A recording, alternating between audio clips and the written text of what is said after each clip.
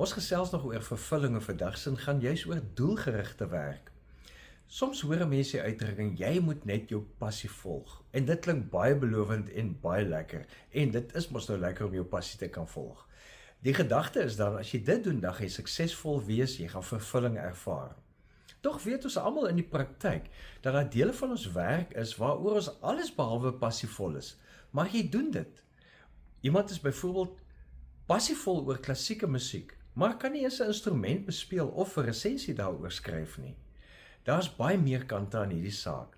Passie is belangrik, maar dis nie die enigste faktor vir sukses, oftewel dan breër gesien vir vervulling nie. En een van die persone wat nogal klem daarop plaas dat passie aangevul moet word met betekenisvolle aksie en volgehoue inspanning om juis 'n beter kans te staan vir sukses, is Angela Duckworth. Sy het die boek geskryf Grit, G-R-I-T. En haar gedagtes moenie skaam wees vir doelgerigte werk nie. Nou Paulus herinner ons in 1 Korintiërs 10 vers 31, of julle eet en of julle drink, of wat julle ook al doen, doen alles tot eer van God. Nou wanneer ons werk koppel aan iets wat baie meer betekenisvol is, of aan 'n groter doel verbind kan word, dan help dit ons baie meer om vervulling te beleef.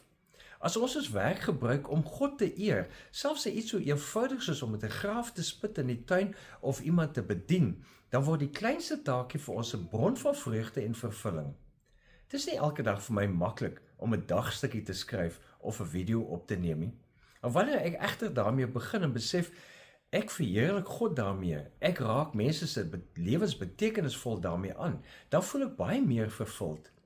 Ek onthou een aand laat tydens 'n toer in Europa, toe ek moeg in die bed klim, val dit ons by dat ek nog die dag se video moet opneem.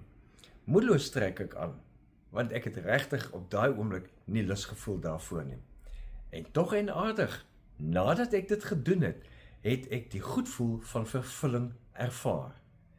So moenie wegskram van doelgerigte werk nie. Dit bring baie meer vervulling, veral as jy dit doen tot eer van God.